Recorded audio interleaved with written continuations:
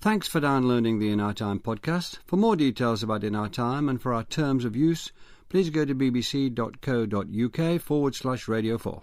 I hope you enjoy the programme. Hello, what do the music of Bach, the colonnades of St. Peter's in Rome, the paintings of Caravaggio and the rebuilding of Prague have in common? One answer is the Baroque, a term used to describe a vast array of painting, music, architecture and sculpture from the mid-17th to the end of the 18th centuries.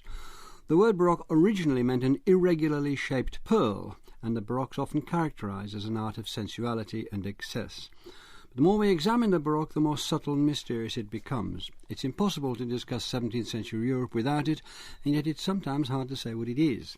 It's been a term both of praise and opprobrium, an historical era and a style that transcends history.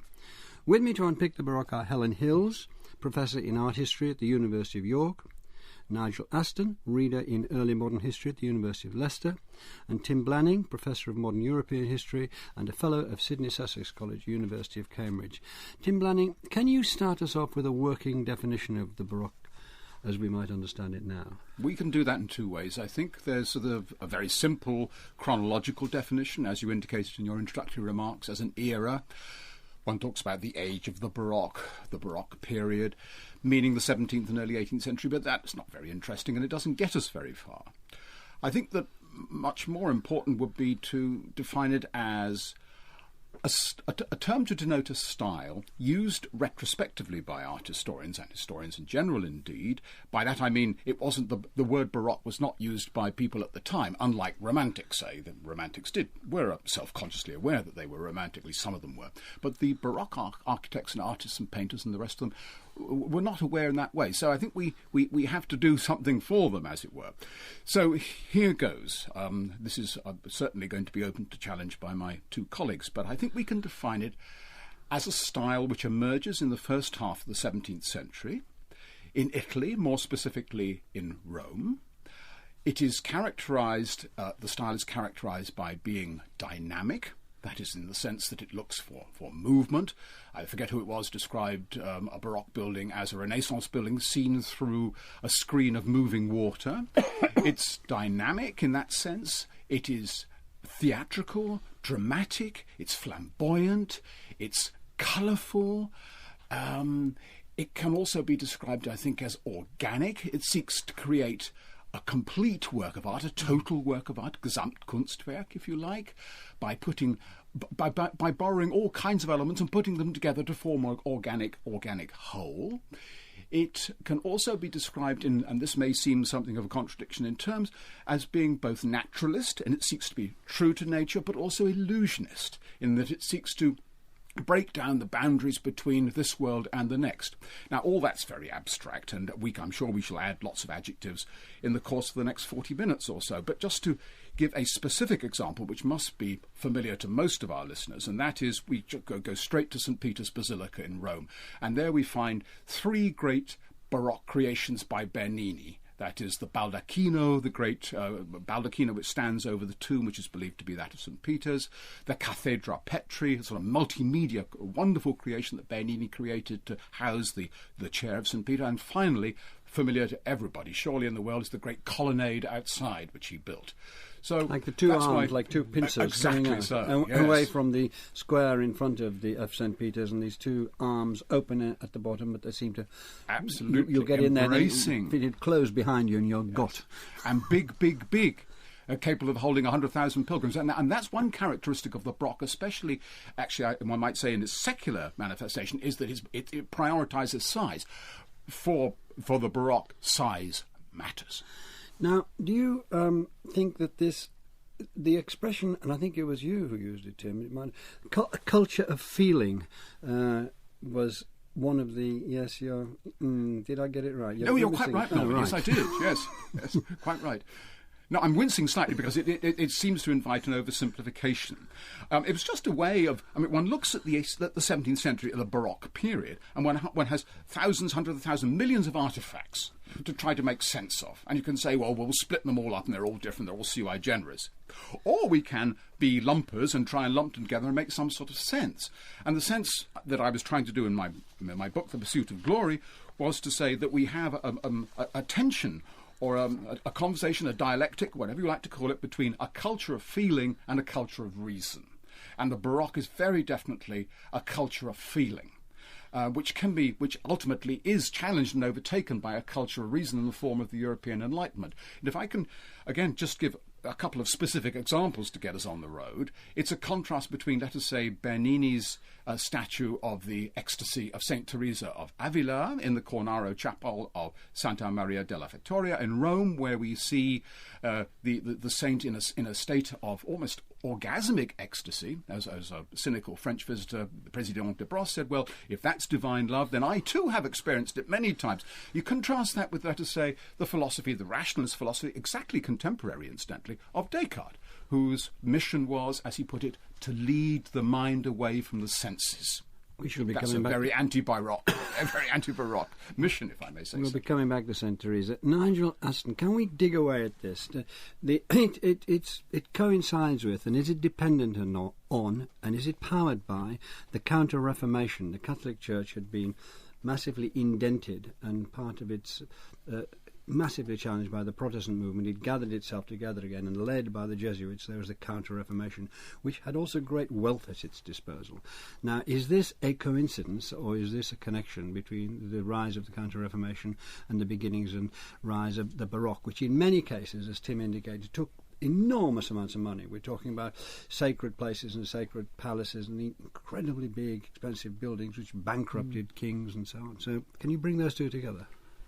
Yes, I think we have to see the coming of the Baroque in the early 17th century as associated with a resurgent Roman Catholicism, a church which is feeling its feet again, which is confident that it's making its way in a Europe of confessional divide, but confessional divide which can be pushed back.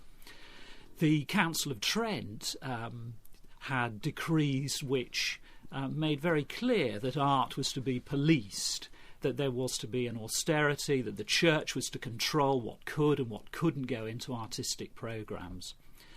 Now, by the early 17th century, there are signs that that's being relaxed, that the church is willing to celebrate what it's achieved already in the period from, say, 1570 through to the 1620s.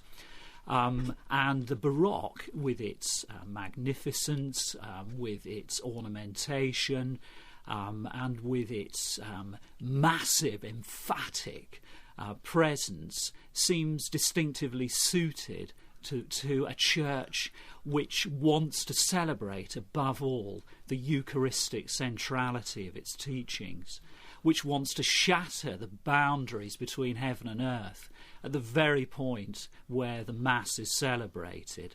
The Baroque, in a religious sense, is creating a magnificent tabernacle which can't be compromised, which is designed, as it were, to rub Protestant noses in the glory that is Rome, and to celebrate this achievement. And any amount of money is worth spending on that. Think of the building programme of Urban VIII, for instance, in the 1620s and the 1630s. Tim mentioned the Baldacchino in St. Peter's, where sculpture and architecture come together in a massive presence, which is celebrating the institutional power of the church militant. Is it? You mentioned this. I'm just taking up a point you've already made, but maybe elaborate on it a little bit. It is saying to strip down Protestantism. It's saying to away with idols Protestantism. Look, we believe in sensuality. We believe in a luxuriance of the Godhead, and we will celebrate it in the most enormously expensive way possible. We will put material goods at the service of the God that we are interested in. Here's one of the paradoxes of the Baroque, that it's a strong material presence, but it's also a material presence which is designed to encourage spirituality, where prayer, sacred splendour, prayer can be combined with worldly magnificence, and bringing in some of the best designers that there are to be had. did the Jesuits drive this? I mean, was there a point at which this was seen by people in the Counter-Reformation? It didn't sort of come together organically and said, we can use this, we will drive this. This is a statement, almost an ideological as well as a theological statement, that we can use to our benefit. Undoubtedly, of course, the famous church of the Jesus Church in Rome, dating from the 1560s, is in many senses one of the Western European harbingers of the Baroque style. The Jesuits, of course, still very much the shock troops of the Catholic Reformation in the early 17th century, and by that date they have their own saints to celebrate: St. Francis Xavier, Ignatius Loyola, etc.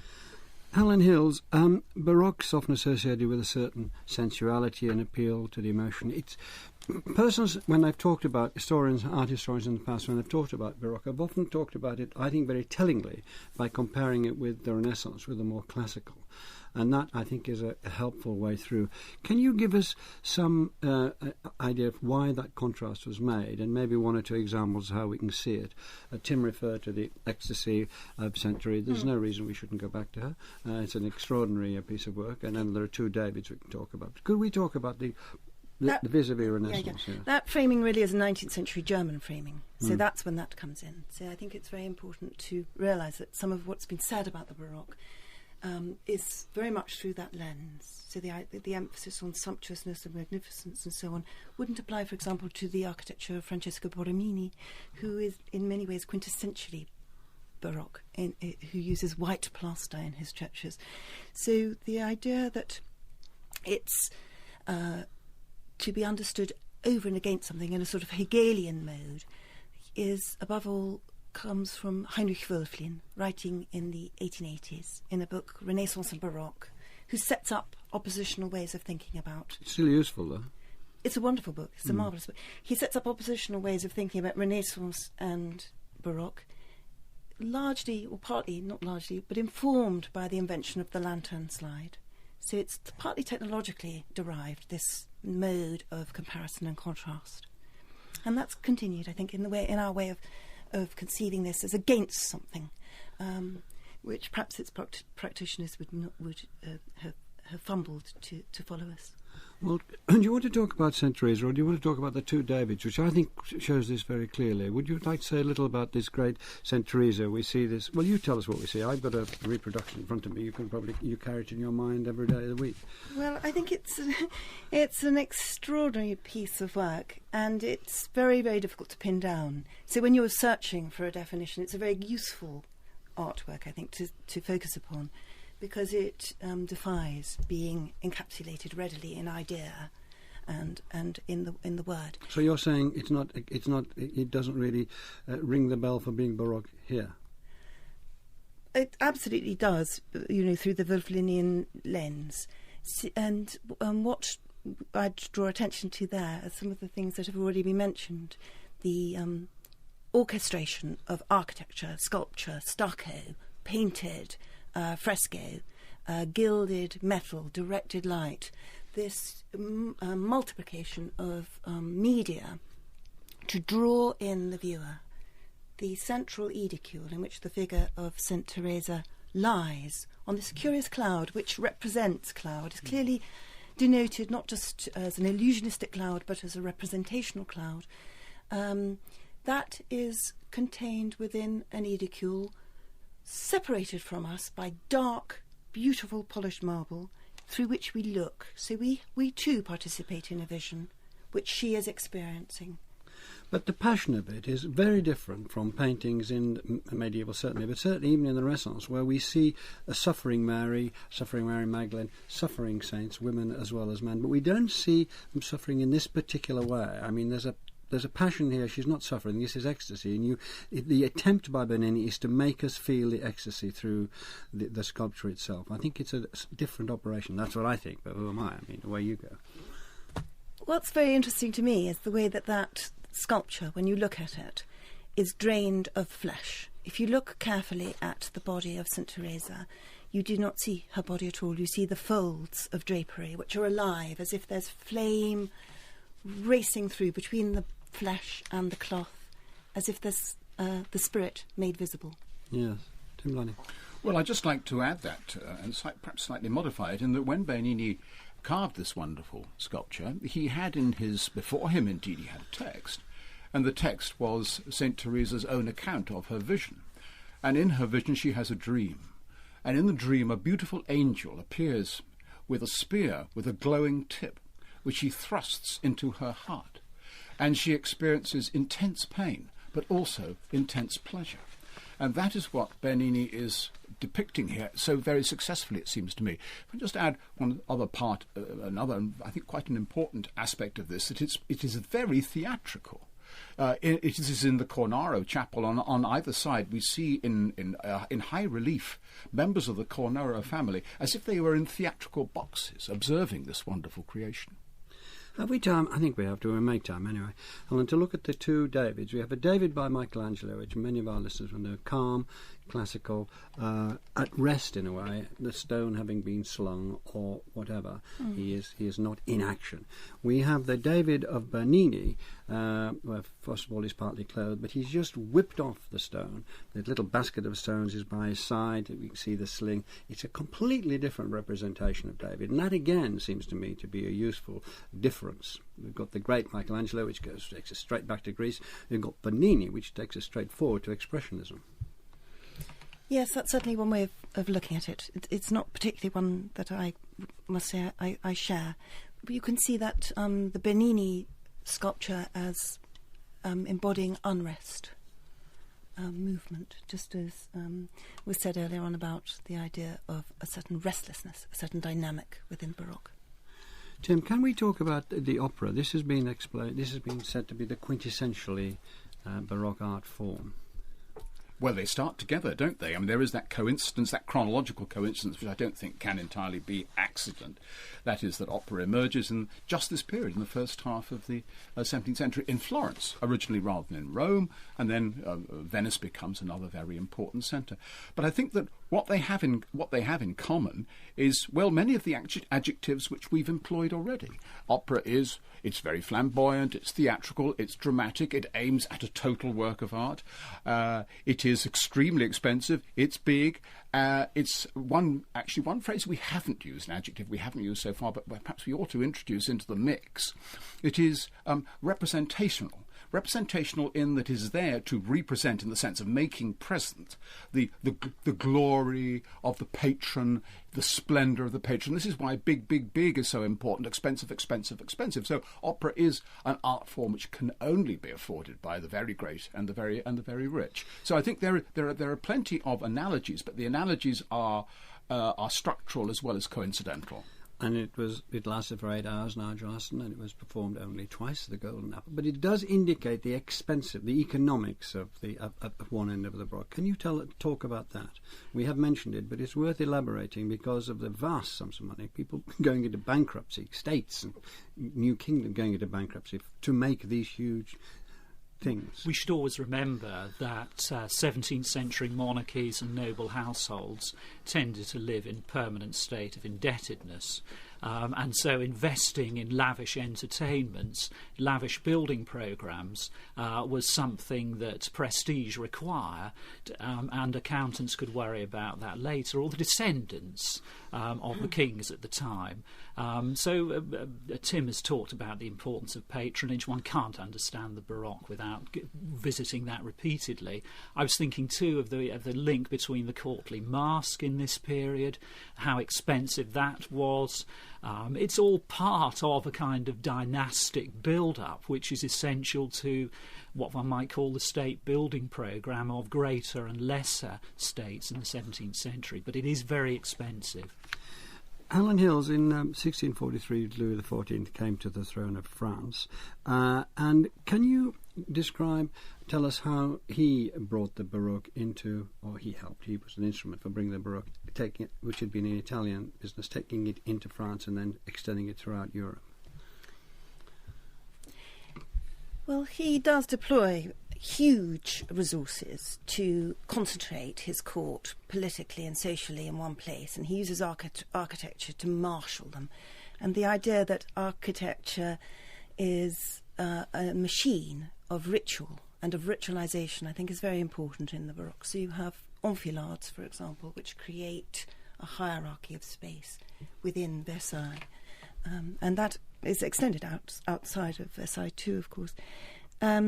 He also employed Gianlorenzo Bernini, for example, to make a fabulous portrait bust of him, which, unlike a static portrait bust, which just looks forward, actually has his head turned to one side, as if there's wind flowing through the hair.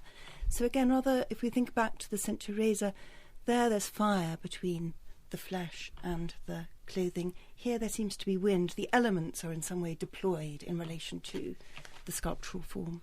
And the head, instead of being on a pedestal, the sort of floating material, or it could be clouds underneath, as if it's being burned away. But the fact that he employed Bernini was in itself a statement. Yes. But I think your point I about... want this central man absolutely. from... Yes. But the point that it's not located on Earth, I think, is terribly important. And he's not a ruler, even though he is a secular ruler who locates himself on Earth through the Baroque. Well, that portrait bust of Louis XIV, and I agree with everything that Helen has said, it's just a wonderful creation, was as a kind of spin-off of a much more important project. That was that Bernini had been brought to Paris in 1665 to provide designs for the rebuilding of the Louvre. And I think this is a really crucial moment, 1665, because Bernini arrives and he produces plans which are very Italianate, very Baroque, lots of concaves and convexes with a facade which seems to move, all the usual stuff from Italy, and it's rejected. They don't like it. Colbert, in particular, who by this time is in charge of French royal architectural or cultural policy, doesn't get on with Bernini, and indeed Bernini used the C word to describe Colbert and his relations with him. And the upshot of all this is that Bernini goes back to Rome. This wonderful portrait bust is being created, but the east front of the Louvre is not designed by Bernini; it's done by a Frenchman, by Perrault. And I think this is quite an important turning point in a shift of cultural leadership in Europe from Italy to France, and was intended to be as such. Nigel. Yes, I think when we're talking about a building like the Louvre, or of course Versailles, we're talking about buildings which we may decide to describe as Baroque. But these are Baroque spaces which are performance spaces. They're settings for courtly societies, just as the Baroque churches of Rome are settings for the sacred performance of the Eucharist. Versailles will set the pattern for virtually every other European dynasty from about the 1670s well into the 18th century. Helen. Yes, and even more than settings, they are actually machinic, aren't they? They produce a different form of society, and I think that's really important. So it's not as if we must think of social practices as somehow existing already and then being rehoused. These new forms of building produce new social relations. Can you just elaborate on that? That's fascinating. Well, I think if you... No, I can't actually at the moment. Sorry. We'll come back to it. Sorry. Yeah. Tim, you want to come in? Well, yes, I didn't want to interrupt, but I think the the example of Versailles is a very interesting one, in that this is clearly a great Baroque space. But if we look at the facade of Versailles, or indeed at any part of it, I think, and we hadn't seen it before, it's difficult to imagine, but we were asked, in which country is this to be found? We would say at once, this is French. This is French. We are not in Italy, we're not in Austria or Bohemia or Poland. And I think that there's a deliberate act on the part of Louis XIV and his cultural team, headed by Colbert, to create a style which is magnificent and grand and all those other adjectives, but which has a distinctively French flavour. And indeed, in the course of the 1650s and 1660s, virtually all the creative arts, including music, are in effect nationalised or royalised, organised in academies, rules are drawn up, and so a kind of an official style is developed. And so one finds in these French buildings a distinctively French flavour. It is more restrained, more austere, more, dare I say it, classical. Can I know you say what you want to say, but can you also answer the question Sure. I'd like to put to Yes. you, Nigel? And that's the Habsburgs taking this up with their great victories in Europe, and the Habsburg using the Baroque style ideologically, particularly in Prague. But you want to add to what I just Tim and wanted Helen to, said? I just wanted to say how much I agreed with Tim about the Frenchification of the Baroque in the hands of architects like Mansart, Le Mercier, Ardouin Mansart.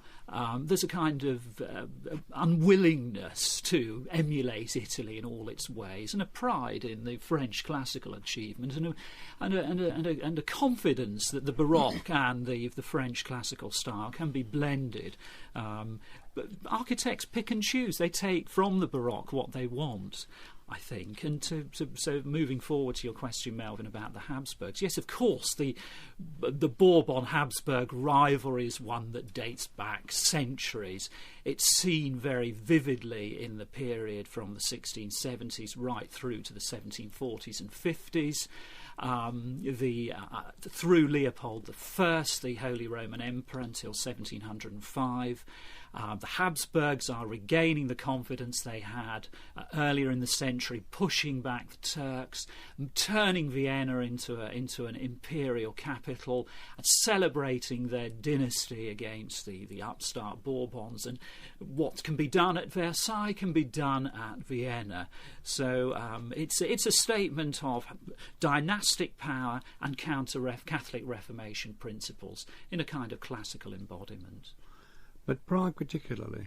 Prague particularly as a city which had once been Protestant but is being re-Catholicised, whose buildings can emphasise just how important Bohemia is to the Habsburg inheritance, as a principality which had once been heretic, but whose buildings can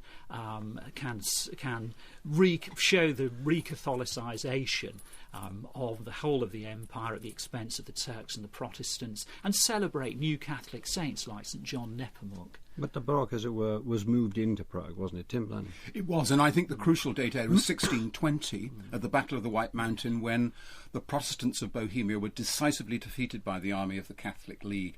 Until that point, Bohemia had been one of the great centres of heresy in Europe, a bit like Southern California. There's every heresy known to man and a few that weren't there in Bohemia. So if Bohemia had gone Protestant, gone Calvinist in 1618 after the revolt, then the whole of European history might have been different. So when the Protestants are smitten hip and thigh in 1620, and then there is a series of, well, it's up and down a bit, but on the whole, the rest of the 17th century is a trajectory of victories for the Habsburgs, culminating in the great defeat of the Turks outside Vienna in 1683. There's a great mood of self-confidence. I mean, the god of victories was clearly on the Catholic side, both against the infidel and against the heretic.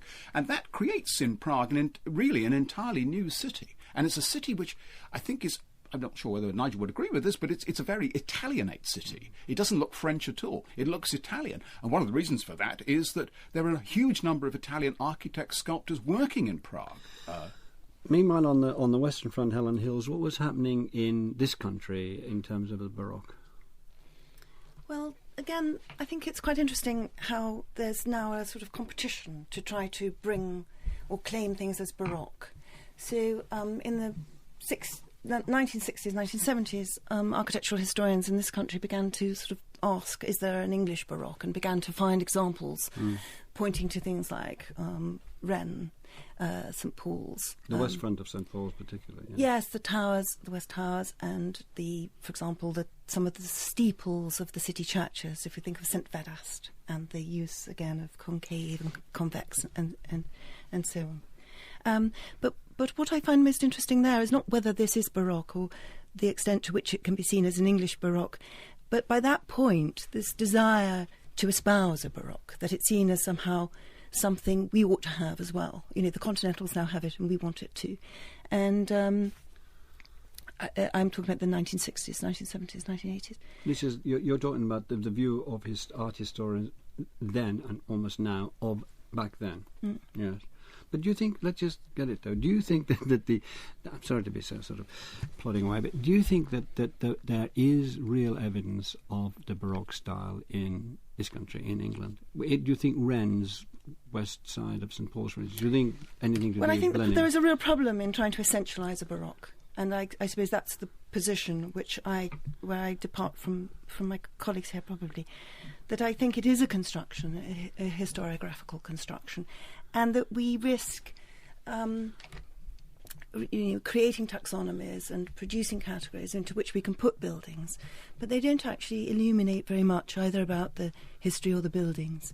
So sure, one can say this is Baroque or that is Baroque and fight over the definitions of those categories, but ultimately that tells us more about who is doing the labelling than what is being labelled.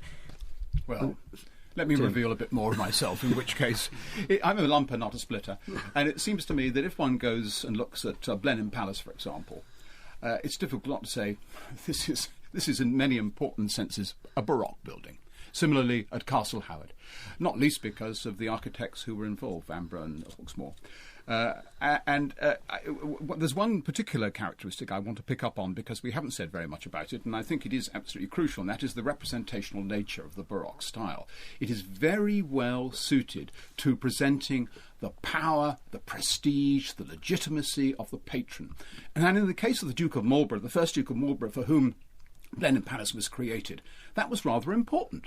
He'd come from relatively humble gentry origins, and here he is as the first Duke of Marlborough, the victor of Europe, the great diplomat, and he wants to produce something which makes a statement. And doesn't Blenheim Palace ever make a statement? And that seems to me to be a truly Baroque building. It makes good sense, and it is helpful to describe it as such. I think that what Helen has thrown into the mix is very interesting, though, the idea of how we decide we'll split up areas of history into containable sections, and I think that does play into what we're all saying, does it, or what you're all saying, Nigel? Possibly historians have a slightly more robust approach to using a term like Baroque than art historians. For instance, it seems to me that art historians worry a lot about how one can categorise St Paul's Cathedral. To me, it seems a splendid example of at least a quasi-Baroque sacred space built on a massive scale in which the Anglican liturgy is performed in a building which looks very much like a Roman Catholic one, and which caused all sorts of problems for the clergy actually using the cathedral in the first century or so of its life. What do you do with that kind of space in a Protestant context? Helen? Yeah, I think that what's happening though also is a collapse of period into form or into appearance. And it's very interesting. I don't know, but I don't think there are historians of the Baroque in history departments. There are historians of the early modern. So actually historians shrink even more from the term Baroque than art historians. Art historians actually have continued to use it, continued to deploy it and to discuss it, because it is very much part of our discipline. You know, that 1880s moment is also the formation of art history, when Baroque is enunciated for the first time. So I think it's much more a critical view. It's not one in which we shrink from it as art historians. Tim? Not really very much to add to that. I have a great deal of sympathy with looking at the nuts and bolts and the details of a particular facade, and identifying this, that and the other, and comparing it and finding differences and so on. But at the end of the day, if we're going to make sense of, especially of broad sweeps of history, I mean, looking at the whole of the 17th and 18th century, and we haven't moved really very much north of the Alps except to Prague so far, then I think it does make sense to refer to, let us say, the church of the Azam brothers built in Munich, and to compare that with someone who was mentioned early on by Helen, Borromini, and clearly the Azam brothers took a great deal from Borromini, not least because both of them spent a considerable amount of time in Italy, and to compare that with some of the churches in Rome that Bernini and Borromini created, or Pietro da Cortona, and say, look, we are moving in the same kind of semiosphere here. And that seems to me to make sense, to make cross-cultural comparisons. Would you go along with that, Nigel? I think cross-cultural comparisons are very important, particularly between Protestant and Catholic. Here one sees, if I can stay with England for the sake of argument, one sees Protestant patrons happily employing Catholic painters and architects. The stylistic divide between Protestant and Catholics within the elites, but by the end of the 17th century is pretty nominal. English and indeed Scottish architects and practitioners want to exhibit signs that they've been to Rome, they've seen Bernini and Borromini, and like somebody like Thomas Archer, for instance, are capable of replicating those designs in an inspired way at home. Helen? I just wanted to say that the division between the Catholic and the Protestant is obviously important, but the Council of Trent also refers to the Muslims, doesn't it? Islam. So we have to be careful about just drawing it up in that binary opposition, which we're very familiar with, and remember always that along with the Protestant heresy, the presence of Islam was one of the formative features. And I think with an architect like Fischer von Erlach in Vienna, one sees him drawing on a range of visual motifs which go well beyond the simply Christian. Can we talk about, we've sort of got this idea, the Baroque floated, can we now puncture it? And as it were, not as an idea, but its time faded and another time took its place, because these things do roll through. I mean, I know that. I mean, one of the interesting things about talking to serious academics is the qualifications and the historiography and the finessing, and that's part of the joy of it. But things do move forward. I mean, Baroque was not like Bernini's David, is not like Michelangelo's David, and on we go. Given that there was a Baroque, just for the sake for the next 10 minutes on. How did it come to an end? I mean, economics might have to play a part, but also the change of the culture of feeling to the culture of reason, which you alluded to much earlier, Tim. Yes. Well, I think there are many changes which take place, but a general observation is that no style can last forever. And, I mean, this is a very lumping kind of remark to make, but looking at the whole course of human history, you find that styles come and styles go. And so, in a way, every style has its own the seeds of its own decay built into it. The case of modernism passing to postmodernism, for example, is a very good example. Postmodernism has certain Baroque characteristics, if I may say so, in its flamboyance, in its like a movement, and so on. However, that's taking us into different territory. Going back to your specific question about what happens, is that the kind of religiosity, the kind of churchmanship which the Baroque privilege, which the Baroque liked, falls into disrepute. And I think probably the greatest enemy of the Baroque was the Jansenist movement, which proves to be so hugely important in late 17th into the 18th century, and that, as it were, erodes the kind of religious culture on which the Baroque had been based from within. But I'd like to hear what Nigel has to say about that. He knows a lot more about it than I do. I'm not sure I would entirely subscribe to that. I think that in certain areas, certain urban spaces, one can see Jansenist influences at work. This is a movement inside the church. Inside Catholic... Recapturing austerity. Yes. I think that always, within Jansenist circles in France, there'd always been a certain uneasiness at the excessive decorative embellishments of the Baroque. That perhaps spreads more widely into educated urban circles in the first half of the 18th century in Western and Central Europe. I'm not so sure how far one could really find it in, say, the pilgrimage churches or many of the village churches in Bavaria, where the Baroque continues to be powerful into the first half of the century. But they fall out of fashion. They do fall out of fashion with the elite, but perhaps at a lower level. Well, no, not at the lower level, I think. But among the elites, it certainly falls out of fashion. So that the Empress Maria Theresia, who succeeds in 1740, is very much opposed to the excesses of the Baroque, and indeed has been described authoritatively, I think, as a Jansenist. Yes. So the example is being set from above. I think that the kind, I mean, Jansenism is a very general term. It isn't confined simply to the heresy or the views of Jansenius, but the general Jansenist position, which looks for a more austere kind of religious practice, something which is more akin to Protestantism, that begins with the elites, and then it does begin to trickle down. So the funds are no longer available for these great Baroque abbeys. That's very true. There's a very big agricultural depression in the 1740s, which really takes the ground from underneath. I was going to come to the funding, and the money was excessive. I've mentioned once or twice, perhaps rather too often, of the bankruptcies that occurred. Maybe it's a word that's around, and it was just too much. People could not keep up this massive building on this massive scale. Well, the Catholic Church couldn't get it. Many of the monastic foundations in Switzerland, Germany and Central Europe try for a remarkably long time, well into the 18th century, but the costs are almost insupportable.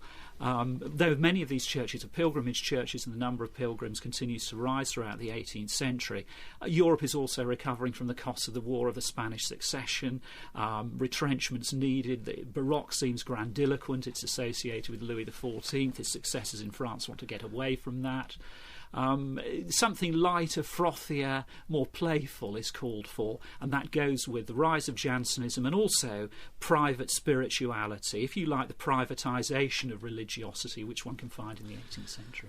Alan Hills, what do you think nowadays? What does the term Baroque mean to you?